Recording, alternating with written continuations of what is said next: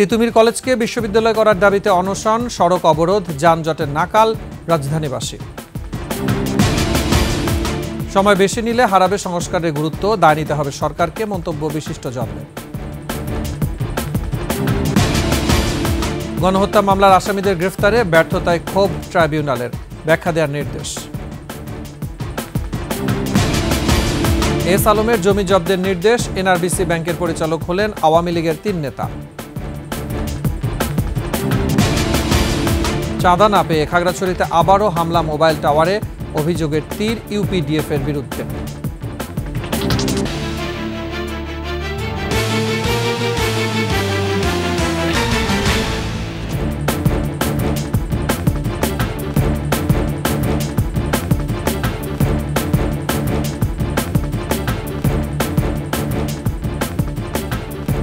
শুনছিলেন সংবাদ শিরোনাম। আমন্ত্রণ 21 সন্ধ্যার সংবাদে। দর্শক, 21 টেলিভিশনের সংবাদ একসাথে সরাসরি দেখতে পাবেন আমাদের ফেসবুক পেজ www.facebook.com/2124 অনলাইন। এছাড়া সাবস্ক্রাইব করতে পারেন www.youtube.com/21etv চ্যানেলে।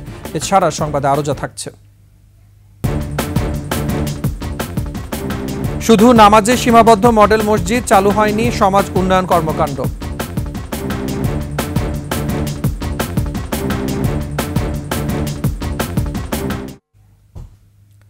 সরকারি তিতুমির কলেজকে বিশ্ববিদ্যালয় করা সহ 7 দফা দাবিতে অনশন ও সড়ক অবরোধ করে বিক্ষোভ করছে শিক্ষার্থীরা। টানা 24 ঘন্টার অনশনে অসুস্থ হয়ে পড়েছেন অনেক শিক্ষার্থী। কলেজ কর্তৃপক্ষ, আইনশৃঙ্খলা রক্ষাকারী বাহিনীর সদস্যরা সড়ক থেকে সরে যেতে বললেও দাবি আদায় অনড় শিক্ষার্থীরা। মানিক শিকদারের রিপোর্ট।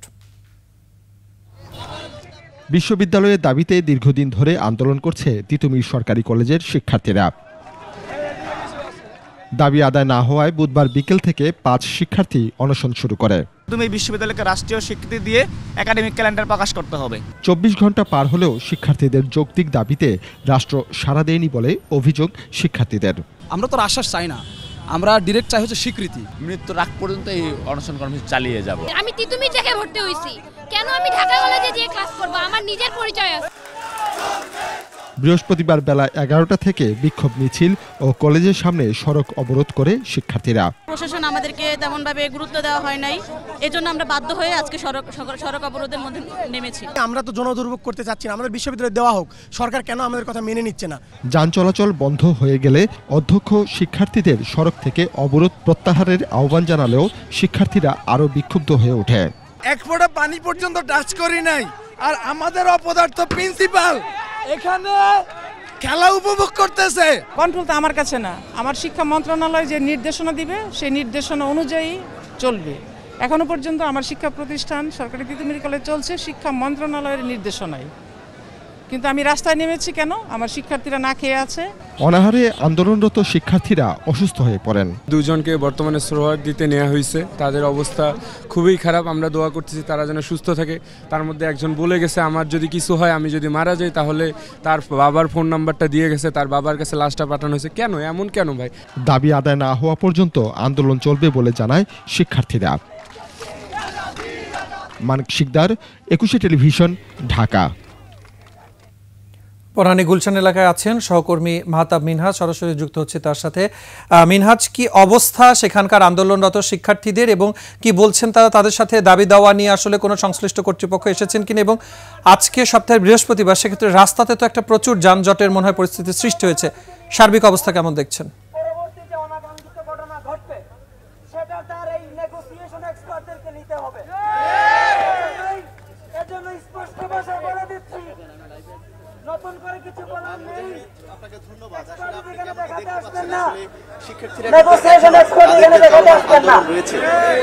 তারা চালিয়ে যাচ্ছে। আমরা যেমনটি দেখতে পেয়েছি আসলে সারাদিন ধরে যে পরিমাণ শিক্ষার্থী ছিল, আসলে সন্ধ্যার পরে কিন্তু শিক্ষার্থীদের পরিমাণ আরো বেড়েছে।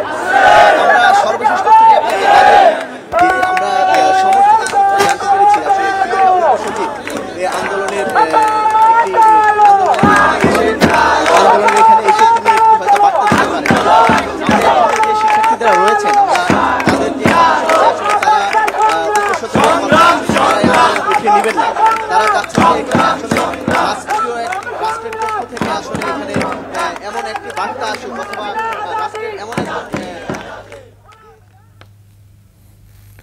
মাহতাব বিনাজ, আপনাকে ধন্যবাদ। আপনি আরো তথ্য সংগ্রহ করতে থাকুন। জানাবো পরের সংবাদ। এদিকে শিক্ষার্থীদের অবরোধে যানজটে নাকাল রাজধানীবাসী। বনানী, গুলশান, মহাখালীর অবস্থা প্রায় স্থবির। যানজট ছড়িয়ে পড়ে মতিঝিল সহ অন্যান্য এলাকায়ও। মানিক শিকদারকে সাথে নিয়ে বিস্তারিত জানাচ্ছেন নাহিদ সিরাজি নিম্মি। ঢাকা শহরের অভ্যন্তরে আজকের যানজট চিত্র। সকাল থেকেই রাজধানী জুড়ে নানা স্থানে দীর্ঘ সময় ধরে থেমে রয়েছে যানবাহন, ফলে বিপর্যস্ত শহরের চলাচল। রাজধানীর মতিঝিল, গুলশান, মহাখালী, বনানী এলাকার চিত্র একদমই নাকাল। ভোগান্তিতে সাধারণ মানুষ। এমনকি অনেক কর্মজীবী পারছেন না কর্মক্ষেত্রে সময় মতো পৌঁছাতে। আর মোটেও ভালো লাগতেছে না আমাদের, বুঝছেন? আমরা তো চাকরিজীবী মানুষ নাকি, আমাদের তো একটা জীবন। গন্তব্যস্থানে আমাদের যাওয়ার যে সময়টা লস হইতেছে সেটা আমরা পায়ে হাইটে যাচ্ছি। এই গাড়ি যে শত শত ব্লক, এইখানে রুগী আছে, হাই প্রেসারের আছে, ডায়াবেটিস আছে, বাচ্চা কাচ্চা আছে। দাবি আদায় করবে ঠিক আছে, তোর মানুষকে ভোগান্তি করে যে আজকে 1.5 থেকে 2 ঘন্টা এই যে মানুষ আমাদেরকে যে জিম্মি করে। আমি এখানে আসছি প্রায় 1 ঘন্টার উপরে। আনফরচুনেটলি আমি ব্যাংকে যাব, ওই দিক দিয়েও শিডিউল মেনটেন করতে পারতেছি না। যানজটে ভোগান্তিতে সবাই, বাইরে নয় গণপরিবহন চালকেরাও। 1000টা জমা গাড়ির, এই গাড়ি গ্যাস লোম কুম্বালা, খামু কুম্বালা, দিমু কুম্বালা, মানে পকেটে করে টেয়া তো নাই, মাহাতনতে মানবো না। এটা আমাদের নীতিমিত অনেক ভোগান্তির শিকার হইতে এই পর্যন্ত শেষ। আমাদের চাওয়া হচ্ছে রাস্তা সবসময় ক্লিয়ার থাকবে। 10টার দিকে বন্ধ হয়েছে, গাড়িটা ফুল যাত্রী ভরা ছিল, এখন সব যাত্রী নেমে গেল। এখন আজকে না পাবো মালিকের ইনকাম, নিজে না পাবো 2 টাকা। জিনিস হইলে তারা আন্দোলনে নামে, আর ভোগান্তি মনে করেন আমাদের জনসাধারণ। রাজধানীতে প্রতিদিন চলমান কোনো না কোনো কর্মসূচিতে প্রায় সৃষ্টি হচ্ছে এমন যানজটের, যা ভোগাচ্ছে নগরবাসীকে। নাহিদ সিরাজি নিম্মি, 21 টেলিভিশন, ঢাকা। গণতন্ত্র পুনরুদ্ধারে সংস্কার জরুরি, তবে এজন্য সময় বেশি নিলে গুরুত্বই হারিয়ে যাবে, আর এর দায় নিতে হবে সরকারকে। এমনটা বলছেন বিশিষ্টজনরা। দেশে দ্রুত নির্বাচন আয়োজনে সরকার ও রাজনীতিকদের একমত হওয়ার তাগিদও তাদের। আরো জানাচ্ছেন প্রণব চক্রবর্তী। দেশের সাংবিধানিক প্রতিষ্ঠান কেমন হওয়া উচিত তা নিয়ে আলোচনার আয়োজন করে centre for governance studies, CGS. গণতান্ত্রিক পুনর্গঠনের জন্য সংলাপ শিরোনামে ধারাবাহিক আলোচনার আয়োজন করছে তারা। এতে যোগ দেন ছাত্র, রাজনীতিক, সাংবাদিক সহ বিশিষ্টজনরা।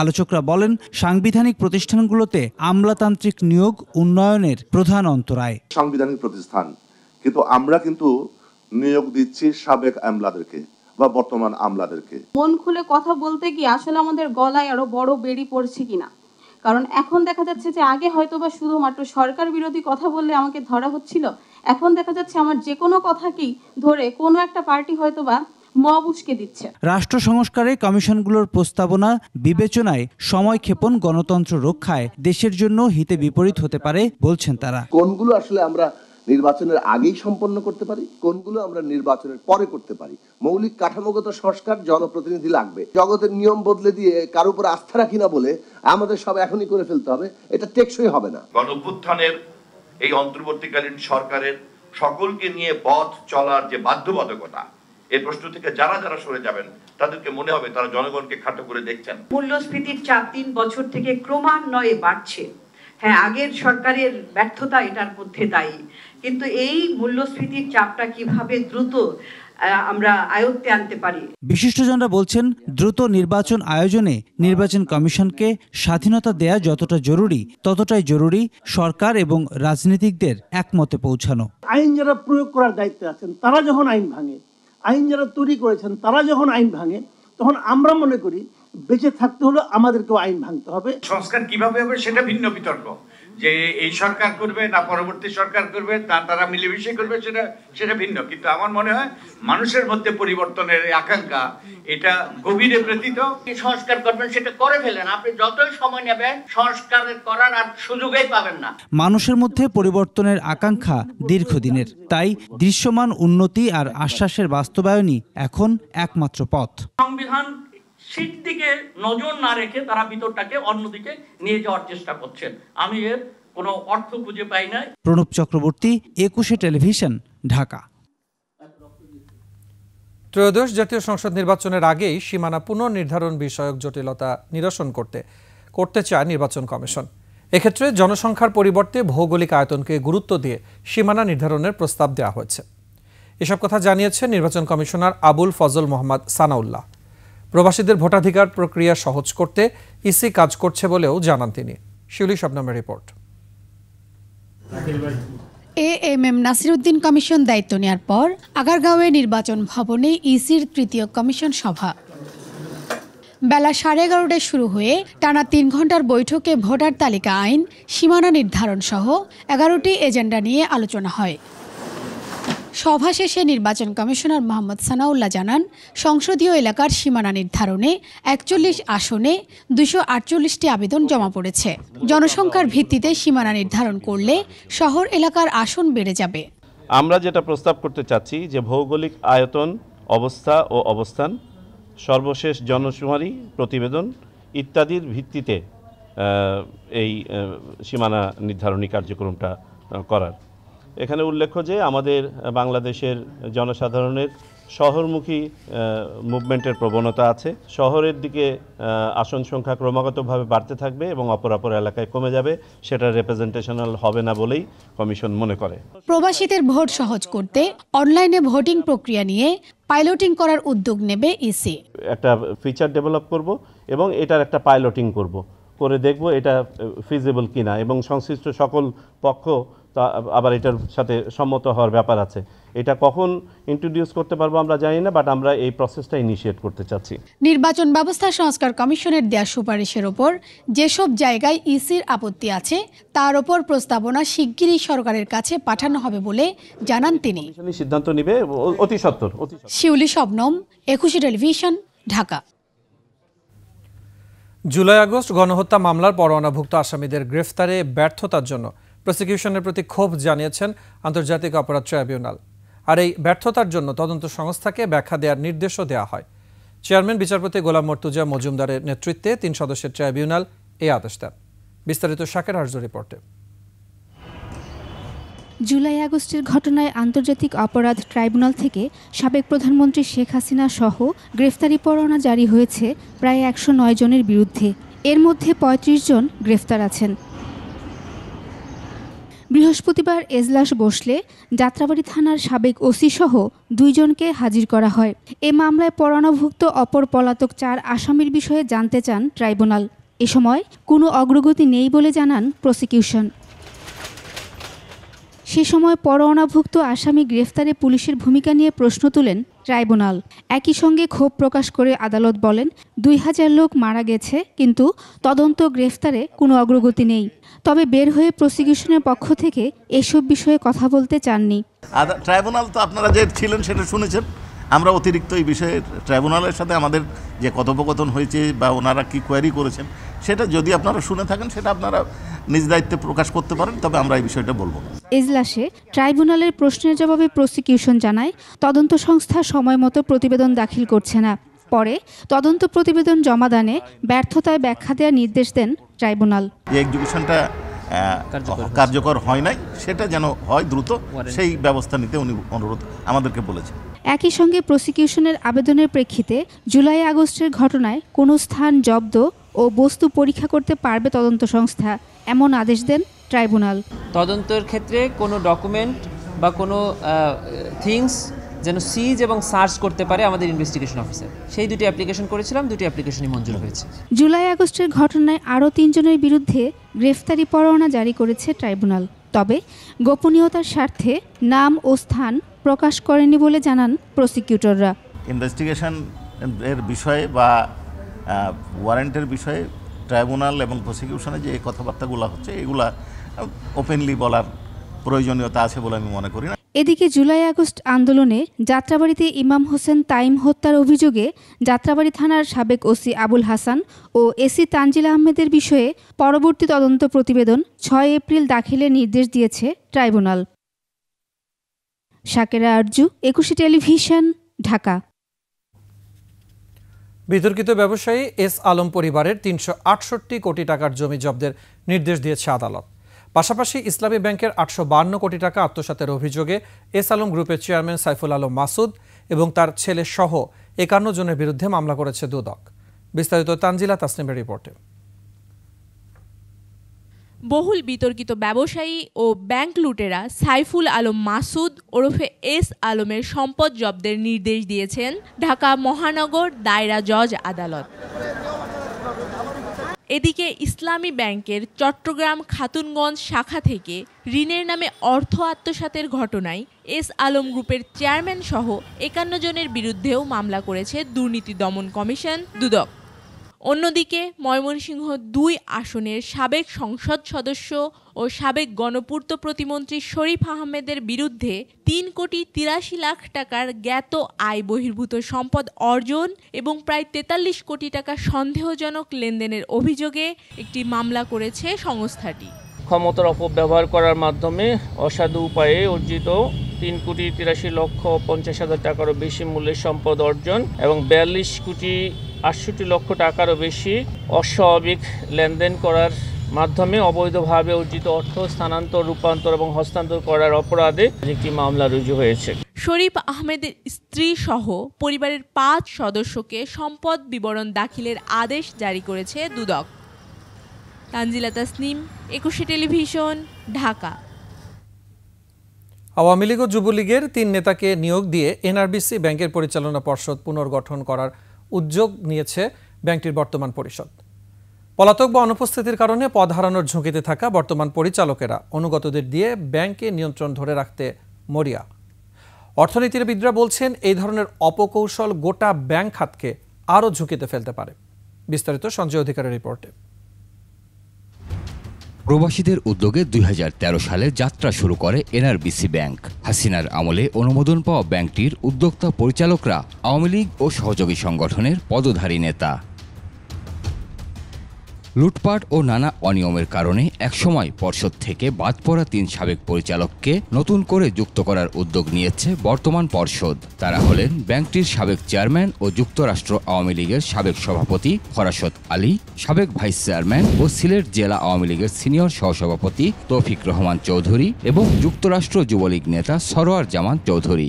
যারা একেবারে চরমভাবে বিতর্কিত আর কি, চরমভাবে মানে যাদের একেবারে সংশ্লিষ্টতা প্রমাণিত, তারাকে আবার যদি নিয়ে আসেন তাহলে তারা তো পুরো অন্যদেরকেও তাদের মতো করে পরিচালনা করবে, তাহলে তো আর ব্যাংকের উন্নতি আর হচ্ছে না, হবে না। সশরীর উপস্থিতি বাধ্যবাধকতার কারণে চেয়ারম্যান পারভেজ তমাল সহ বেশ কয়েকজন পরিচালক পদ হারানোর ঝুঁকিতে পড়েছেন।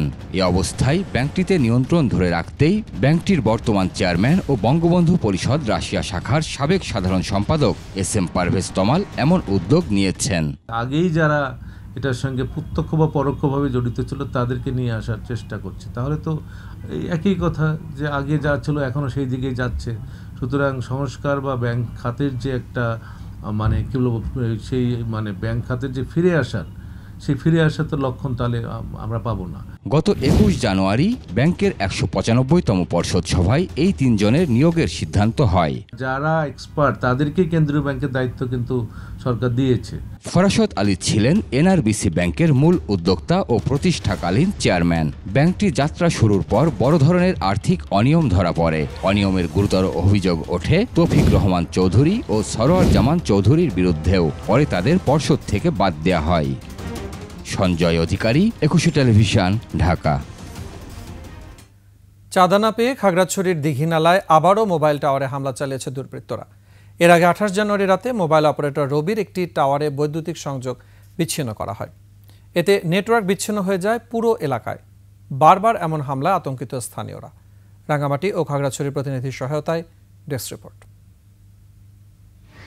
গত 22 জানুয়ারি রাতে খাগড়াছড়ির দীঘিনালা, মানিকছড়ি ও মাটিরাঙ্গায় 6টি মোবাইল টাওয়ারের পাশাপাশি রাঙ্গামাটির নানিয়াচরের 4টি টাওয়ারে হামলা চালায় সন্ত্রাসীরা। সার্ভার রুম ভাঙচুর সহ টাওয়ারের বিদ্যুৎ সংযোগ বিচ্ছিন্ন করে তারা, পাশাপাশি বেশ কিছু যন্ত্রপাতিও লুট করে নিয়ে যায়। পরে গত সোমবার থেকে পুলিশ ও সেনাবাহিনীর সহযোগিতায় দীঘিনালায় 5টি টাওয়ারের সংযোগ পুনঃস্থাপন করা হয়েছিল, কিন্তু মঙ্গলবার রাতে আবারও হামলা চালিয়ে টাওয়ারের বৈদ্যুতিক মিটার ভাঙচুর সহ লাইন কেটে ফেলা হয়। কেউই ধরা দিচ্ছে না, বুঝছেন না, যাদের টাওয়ার লাইন কেটে এরাও আমরা কিছু জানায় না, আর যারা কাটে এদেরকেও কোনো পাওয়া যায় না, কোথাও কোনো ইয়ে করে না, যে এখন নিজেরাই সমাধান করে। এতে মোবাইল নেটওয়ার্ক বিচ্ছিন্ন ওই এলাকার লাখো গ্রাহক। স্থানীয়রা বলছেন পাহাড়ের শান্তি বিনষ্ট করতেই এমন কাজ করছে দুর্বৃত্তরা। টাওয়ারের তার কাটার কারণে সাধারণ মানুষ নেটওয়ার্কের দুর্ভোগে পড়েছে। স্থানীয়দের দাবি, পাহাড়ি সংগঠন ইউপিডিএফ চাঁদা না পেয়ে এ হামলা চালাচ্ছে।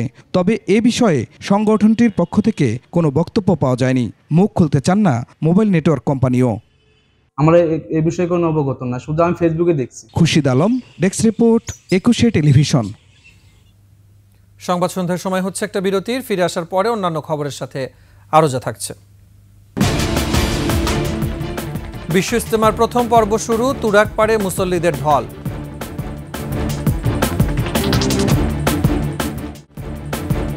বিরতির পর আবার আমন্ত্রণ সন্ধ্যার 21 সংবাদ। আগামী 15 দিনের মধ্যে ভারত বাংলাদেশের মধ্যে সব ধরনের চুক্তি প্রকাশের দাবি জানিয়েছেন বিএনপি নেতারা। একই সঙ্গে তাদের অভিযোগ, জুলাই আন্দোলনে জনতার উপর যারা গুলি চালিয়েছে তাদের বিরুদ্ধে মামলায় রাষ্ট্র বাদী না হয়ে পাড়া মহল্লা থেকে বাদী খোঁজা হচ্ছে। বিস্তারিত মাহিলা ইসলামের রিপোর্টে।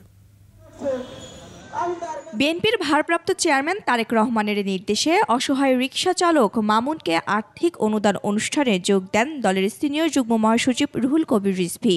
বিএনপির প্রচার সম্পাদক, জাতীয় নির্বাহী। এ সময় সাংবাদিকদের কাছে তিনি অভিযোগ করেন, জুলাই হত্যাকাণ্ডের অনেক মামলায় এখন বিএনপি নেতাকর্মীদেরকেই আসামি করা হচ্ছে টাকার বিনিময়ে এবং স্থানীয় প্রভাব খাটিয়ে। বিভিন্ন জায়গায় মামলার নামে যে বাদী তিনি বিএনপির আরেক লোককে আসামি করছেন, এই চক্রান্ত প্রায় জায়গায় হচ্ছে। এর তো প্রথম প্রাথমিক দায়িত্ব এখন যারা থানায় যারা কর্মরত আছেন তারাই তো ওই সমস্ত অপরাধীদেরকে ধরবেন। এক যুবলীগ, ছাত্রলীগ, আর সবচেয়ে বড় কাজ করেছে হচ্ছে আইন শৃঙ্খলা বাহিনী। আওয়ামী লীগের কোনো কর্মসূচি মানুষ মানবে না বলেও মন্তব্য করেন তিনি। দোসররা বিভিন্ন জায়গায় আছে এবং কারাগার থেকেও মনে করছেন অনেকে যে আমরা বোধহয় খুব তাড়াতাড়ি বেরিয়ে পড়ে আবার সেই রাজত্ব ফিরে পাব। এদিকে সংস্কার ও নির্বাচনে সরকারের ভূমিকা নিয়ে অন্য এক অনুষ্ঠানে অভিযোগ করা হয় বিএনপির পক্ষ থেকে। সরকারের পক্ষ থেকে একটা ধারণা দেওয়ার চেষ্টা হচ্ছে কম সংস্কার করলে দ্রুত নির্বাচন দেওয়া যাবে, আর বেশি সংস্কার করলে একটু দেরি হবে। কম বেশির ব্যাপার না, সংস্কার কি করবেন সেটাই তো এখন স্পষ্ট করে বলেন না। আরেক অনুষ্ঠানে দলের vice chairman doctor Asaduzzaman Ripon 15 দিনের মধ্যে ভারত ও বাংলাদেশের মধ্যে সম্পাদিত সব ধরনের চুক্তি প্রকাশের দাবি জানান। এদেশের মানুষ জানে ভারতের সাথে অসংখ্য অসম চুক্তি আছে। যেহেতু আপনার অন্তর্বর্তীকালীন সরকার, আপনাদের তো কোনো সমস্যা নাই, সেই চুক্তিগুলো ফাঁস করে দেন না কেন? এতে বক্তারা বলেন, পতিত আওয়ামী লীগ সরকার শুধুমাত্র নিজের স্বার্থেই ভারতের দ্বারা ব্যবহৃত হয়েছে। বাংলাদেশকে আন্ডারমাইন করা যাবে না। মাহিলা ইসলাম, 21 টেলিভিশন, ঢাকা। দেশের একাধিক স্থানে নারী ফুটবলারদের ম্যাচ সহ বিভিন্ন কর্মকাণ্ডে বাধা দেওয়ার ঘটনা খতিয়ে দেখা হবে বলে জানিয়েছেন ধর্ম উপদেষ্টা আফম খালিদ হোসেন। এদিকে এসব ঘটনায় গভীর উদ্বেগ প্রকাশ করেছে সরকার। মফিউর রহমানের রিপোর্ট।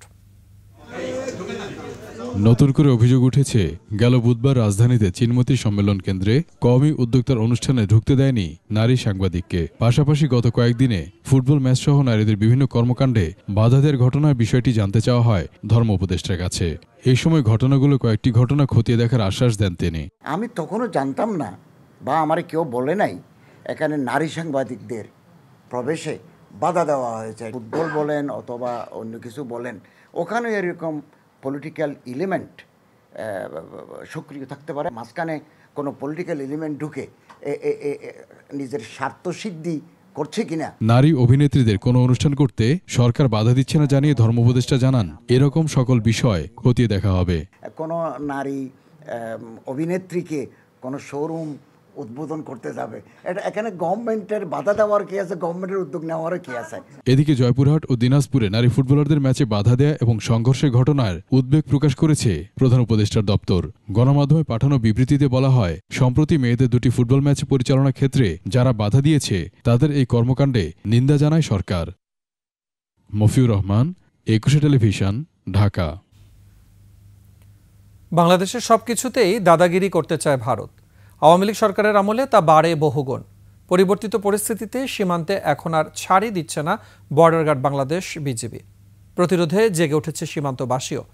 দেশের বিভিন্ন সীমান্ত ঘুরে এসে বিস্তারিত জানাচ্ছেন আলী আহমেদ, ক্যামেরায় ছিলেন আব্দুর রাজ্জাক। 2024-এর এপ্রিল লালমনিরহাটের চন্দ্রপুর ইউনিয়ন এলাকায় বাংলাদেশের সীমান্তে প্রবেশ করে দুজনকে গুলি করে বিএসএফ। তার ঠিক 2 মাস পর আবারও একই জেলার হাতিবান্ধা সীমান্তে অবৈধ প্রবেশ করে কৃষক আলতাফ হোসেনকে গুলি করে বিএসএফ। বাংলার মাটির খাই, বাংলার জমিনে বেড়াই, আমাদের করে ক্রস করে ওদের কাছে হাতিয়ার, আলতাফ ডাইরেক্ট গুলি করে দিয়েছে বুকের মধ্যে। আইন ও সালিশ কেন্দ্র বলছে 2009 থেকে 2024 সালের জুন পর্যন্ত বিএসএফ এর গুলি ও নির্যাতনে অন্তত 607 জন বাংলাদেশি নিহত হয়। শেখ হাসিনা পালানোর পর বাংলাদেশের নিজেদের দোসর হারিয়ে দিশেহারা ভারত। সীমান্তে নতুন করে দাদাগিরি দেখাতে উঠে পড়ে লেগেছে দেশটি। গুলি করে মারি দেয় কি করবেন, করার কোনো আছে? গেট যদি না থাকতো তো ওই টাইম ছিল না ওদের। তবে এবার ঘুরে দাঁড়িয়েছে বিজিবি আর সীমান্তবাসী। ঝিনাইদহের মহেশপুরের 5 কিলোমিটার নদী উদ্ধার করেছে বিজিবি। জনতাকে সাথে নিয়ে লালমনিরহাট, চাঁপাইনবাবগঞ্জ, জয়পুরহাটেও রুখে দাঁড়ায় বাংলাদেশের সীমান্তের প্রহরীরা। 1 ইঞ্চি মাটিও বিজিবি প্রতিপক্ষের হাতে তুলে দেবে না। অবশ্য এবারই প্রথম নয়। 2001 সালে সিলেটের পদুয়াতে বিএসএফ এর দখলে থাকা বাংলাদেশের ভূমি উদ্ধার করে বিডিআর। সে সময় সেখানে 70 জনের মতো বিএসএফ সদস্য আত্মসমর্পণ করে। এই বিওপিটা মুক্তিবাহিনীর ট্রেনিংয়ের জন্য মুক্তিযুদ্ধকালীন সময়ে মুক্তিযোদ্ধারা ব্যবহার করে, যে এখানে বিএসএফ তাদের ট্রেনিং দিত। সেইভাবে বিএসএফ ওখানে আসে, ক্যাম্প করে এবং সেই ক্যাম্পে তারা থেকে যায় স্বাধীনতার পরে। সেটা নিয়ে বিএসএফের সাথে 3-4 দিনের একটা গোলাগুলির ঘটনা ঘটে। আধিপত্যের অহমিকায় আঘাত পেয়ে মরিয়া বিএসএফ 2001 সালের 18 এপ্রিল পদুয়া থেকে 200 কিলোমিটার পশ্চিমে কুড়িগ্রাম জেলার রৌমারী উপজেলার বড়াইবাড়ি সীমান্তে পরিকল্পিত আক্রমণ চালায়। 3 শতাধিক বিএসএফকে রুখে দেয় মাত্র 9 জন বিজিবি। সাথে ছিলেন সীমান্তের বাসিন্দারা। ধান খেতেই পড়েছিল 16 ভারতীয় সীমান্তরক্ষীর মরদেহ। ডিফেন্সে ফায়ার করে শত্রুকে পরাভূত করে ঠিক ওই সময় বিএসএফ এর একজন ক্যাপ্টেন তাকে হাতে নাতে ধরে ফেললে সে সিলিন্ডার করে তার স্টেন গানটা জমা দিয়ে দেয়। ওই সময়ে আমাদের গ্রামে 86টা বাড়ি বিএসএফ এর লোকে আগুন ধরিয়ে দিয়েছিল। সীমান্তবাসীর দাবি, ভারত সুসম্পর্ক চাইলে বন্ধুত্বের হাত বাড়াতে হবে, তবে আঘাত করলে পাল্টা আঘাত। সম্পর্ক হবে সমতা আর মর্যাদার ভিত্তিতে। আলী আহমেদ, 21 টেলিভিশন। এই নিয়ে বিস্তারিত থাকছে রাত 9:30 21 চোখ অনুষ্ঠানে দেখার আমন্ত্রণ রইল। মাগরিব নামাজের পর ভারতের মাওলানা ইব্রাহিম দেওলার আম বয়ানে শুরু হলো 58তম বিশ্ব ইজতেমা। এরই মধ্যে দেশের বিভিন্ন জেলা থেকে ময়দানে সমবেত হয়েছেন মুসল্লিরা। আসছেন বিদেশি মেহমানরাও। গাজীপুর প্রতিনিধি অপূর্ব রায়ের তথ্য ছবিতে ডেস্ক রিপোর্ট। বৃহস্পতিবার মাগরিবের নামাজের পর আম বয়ানের মাধ্যমে বিশ্ব ইজতেমার আনুষ্ঠানিকতা শুরু হয়। বয়ান করেন ভারতের মাওলানা ইব্রাহিম দেওলা। সকাল থেকে ইজতেমা ময়দানে আসতে থাকেন বিভিন্ন জেলার মুসল্লিরা। জেলাওয়ারি ভাগ হয়ে খিত্তায় অবস্থান নেন তারা। প্রথম ধাপে গাজীপুর জেলা ও ঢাকার একাংশ সহ 41টি জেলার মুসল্লিরা অংশ নিচ্ছেন। আসছেন বিদেশি মুসল্লিরাও। আল্লাহর সন্তুষ্টি অর্জনের লক্ষ্যে ময়দানে 3 দিন অবস্থান করে মুরব্বীদের বয়ান শুনবেন। তারপর ছড়িয়ে পড়বেন দেশের বিভিন্ন মসজিদে। সারা বিশ্বের মানুষ যেন দিনের উপর আসতে পারে, আল্লাহর হুকুম চলতে পারে, রাসূল সাল্লাল্লাহু আলাইহি ওয়াসাল্লামের সুন্নাত মোতাবেক চলতে পারে।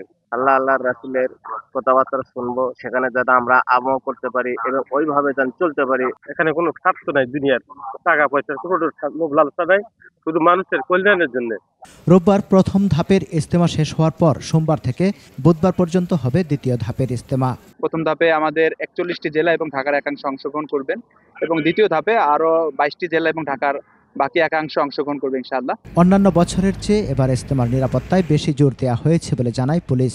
আমরা সিসি ক্যামেরা সারাক্ষণই আমরা মনিটর করছি, আমরা ড্রোনের মাধ্যমে মনিটর করছি। ইনশাআল্লাহ আমরা সর্বদিক দিয়ে প্রতিটি ইঞ্চি কে কোথায় অবস্থান করছে আমরা পর্যবেক্ষণ করছি এবং নিরাপত্তা জোরদার করেছি। 14 ফেব্রুয়ারি থেকে সাদ অনুসারীদের ইজতেমা হওয়ার কথা রয়েছে। Samar Islam, desk report, 21 television. Fascist Awami League সরকারের আমলে নির্মিত মডেল মসজিদগুলো নির্মাণের উদ্দেশ্য বাস্তবায়িত হয়নি, এখন শুধু নামাজের মধ্যেই সীমাবদ্ধ আছে। এ নিয়ে হতাশ মুসল্লি সহ আলেম সমাজ। ইসলামিক ফাউন্ডেশনের কর্মকর্তারা বলছেন, নানা সংকটে অন্যান্য কার্যক্রম চালু করা যায়নি। ময়মনসিংহ বিভাগের প্রতিনিধি আতাউর রহমান জুয়েলের তথ্যচিত্রে ডেস্ক রিপোর্ট। ইসলামিক কালচারাল সেন্টারে নানা সুযোগ সুবিধা থাকবে এমন ঢাকঢোল পিটিয়ে সারা দেশে মডেল মসজিদ নির্মাণ শুরু করে আওয়ামী লীগ সরকার। মসজিদগুলোতে নারী ও পুরুষের পৃথক নামাজ আদায় ছাড়াও পাঠাগার, অটিজম কর্নার, ইমাম ট্রেনিং সেন্টার, ইসলামী গবেষণা ও দাওয়াত কার্যক্রম, হেফজখানা, শিশু ও গণশিক্ষা কার্যক্রম, হজ যাত্রীদের প্রশিক্ষণ ও নিবন্ধন সহ ইসলাম প্রচারের পাশাপাশি সামাজিক কর্মকাণ্ডের কেন্দ্রে পরিণত হওয়ার কথা ছিল।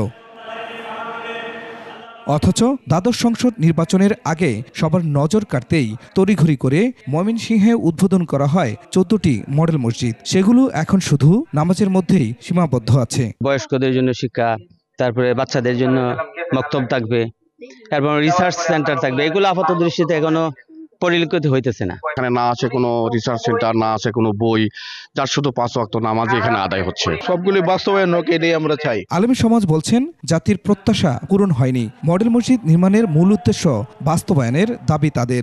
এই লম্বা সময়ে আমরা এটা সম্পূর্ণ অনুপস্থিত দেখেছি, এটা খুবই হতাশাজনক। আরও যেন দ্রুত এই কার্যক্রমগুলো আগায় নেওয়া যায়, আমরা সে ব্যাপারে আহ্বান জানাবো। ইসলামিক ফাউন্ডেশন বলছে, জনবল নিয়োগ না হওয়া সহ নানা জটিলতায় আটকে আছে এসব কার্যক্রম। জনবলগুলি এখনো নিয়োগ দেওয়া সম্ভব হয়নি বিদায় আমাদের অন্য কাজগুলি বা অন্যান্য শাখাগুলি আমরা যথাযথভাবে এখনো চালু করতে পারি না। Khurshid Alam, desk report, 21 television. এবারে আভিভা ফাইন্যান্স লিমিটেড বাণিজ্য সংবাদ।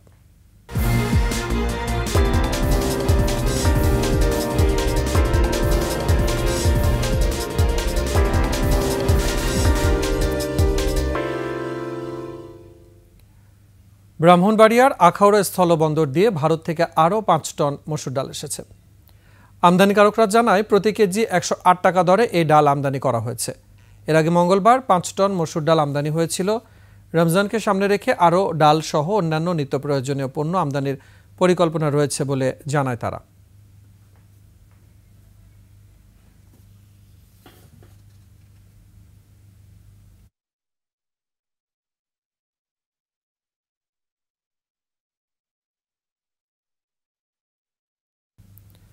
বইমেলায় মব সংস্কৃতির আশঙ্কা থাকলেও তা মোকাবেলার যথেষ্ট প্রস্তুতি আছে, জানিয়েছেন বাংলা একাডেমির মহাপরিচালক অধ্যাপক মোহাম্মদ আজম। অমর 21 বইমেলা নিয়ে সংবাদ সম্মেলনে তিনি বলেন, বই প্রকাশ নিয়ে কোনো সংকট দেখা দিলে দায় নেবে না বাংলা একাডেমি। বইমেলা প্রাঙ্গণের ব্যবস্থাপনায় লেজে গোবরে অবস্থা, সাংবাদিকদের এমন প্রশ্নে আপত্তি জানান মহাপরিচালক।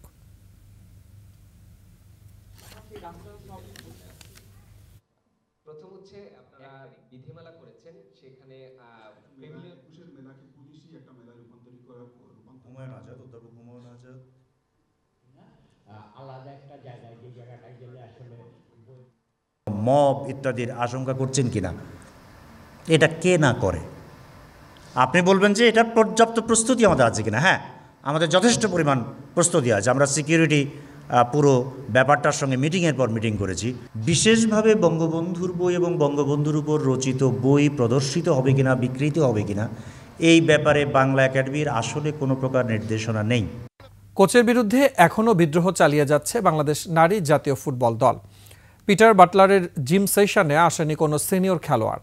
সকালে বাফুফে ভবনে আসেন বাটলার, এরপরে তিনি ভবন চত্বরে জিম সেশন করেন। সেখানে 12 জন জুনিয়র খেলোয়াড় ছিলেন। সাবিনা সহ সিনিয়ররা কেউই জিম করেননি। কোচের সঙ্গে সাবিনা খাতুনদের দ্বন্দ্বের মধ্যে গতকাল বিকেলে মেয়েদের নিয়ে বসেছিলেন বাফুফে নারী কমিটির প্রধান মাহফুজা আক্তার। জানা গেছে, মাহফুজা মেয়েদের পরিষ্কার জানিয়ে দেন, বাটলারের অধীনে অনুশীলন করতে হবে, কোনো রকম বর্জন বা অন্য কিছু করা যাবে না।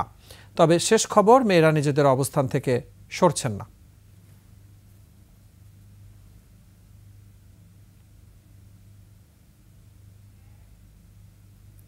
শেষ করছি সন্ধ্যার 21 সংবাদ। যাবার আগে শিরোনামগুলো জানাবো আরো একবার।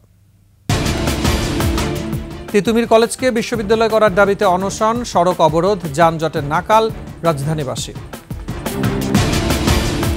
সময় বেশি নিলে হারাবে সংস্কারের গুরুত্ব, দায় নিতে হবে সরকারকে, মন্তব্য বিশিষ্ট জনের। গণহত্যা মামলার আসামিদের গ্রেফতারে ব্যর্থতায় ক্ষোভ ট্রাইব্যুনালের, ব্যাখ্যা দেওয়ার নির্দেশ।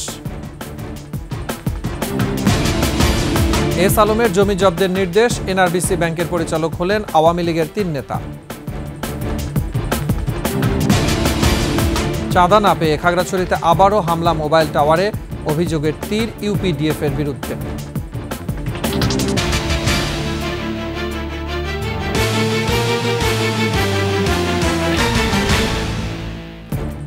সর্বশেষ সংবাদ জানতে ডায়াল করুন 2021 নম্বরে, আর ভিজিট করুন ecushey-tv.com ওয়েবসাইটে।